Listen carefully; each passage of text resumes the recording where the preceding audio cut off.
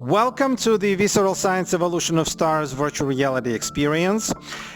With this quick video, we're going to show you how to launch planets onto orbits around the star systems that you create in this multiplayer experience. Now, as you can notice, we already created some mini labs here, one over there, one over here, there is one here. This mini lab, it hosts a particularly big blue star. Over there is a smaller white star, and right there we can see, I think it is a red dwarf. Now let's go to one of the mini labs and take a look what's going on there. There is already somebody standing in this mini lab. Hi. Yep. So, as you know, this is a multiplayer experience, and in these mini labs, students work in teams of 3, 4, 5 students. Once they have created a star and the star has created a mini lab around it, you can see a protoplanetary disk rotating around this whole star.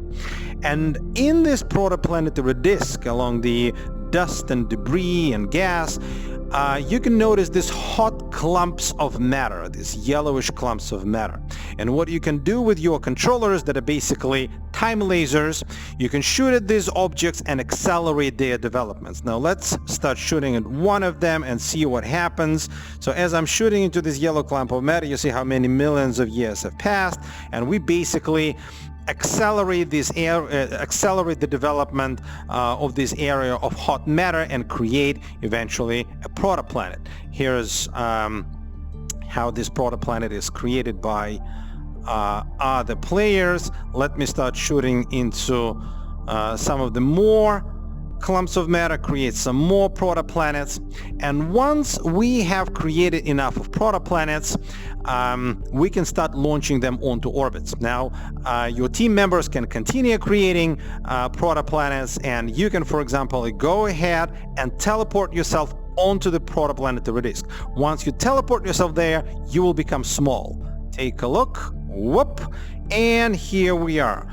Then we point our controller at this protoplanet and pull the trigger again, and this is how we catch the protoplanet onto our controller. Here we have it. Now, once I'm standing here, what I need to do, I need to select an orbit onto which I can shoot this protoplanet. The blue orbit that you see under me is basically the orbit of my avatar. Because my avatar is a blue color, I can see a blue orbit going around the star. So my goal is basically to shoot as close to this orbit as possible if I want to have my protoplanet going on a perfect orbit. I can change the angle at which I can launch this protoplanet, and my orbit will change quite dramatically. But in addition to changing the angle, I can change the speed. I can increase the speed or decrease the speed, and as I'm changing the speed of my protoplanet, the orbit also changes quite dramatically. Now, of course, the optimal speed will be in the middle. The higher you go with your speed, the higher is the chance that the future planet will just fly away from your mini lab, or the lower is your speed, the more you risk that your protoplanet will eventually spiral into the star. So now let's choose speed somewhere in a green area and click. And as I click, my protoplanet flies away, and it starts going away, collecting dust and debris and gradually growing. And as my protoplanet grows and grows and grows, eventually it becomes a planet. Let me teleport away from the protoplanetary disk, and you can see how protoplanet becomes a planet, and it puts a small little name tag on top of it. So the more players work together and the more planets they launch, you will see lots of planets. All the orbits will be colored in the color of the avatars of those people who launched this particular planet, and their name tags will be on top of them.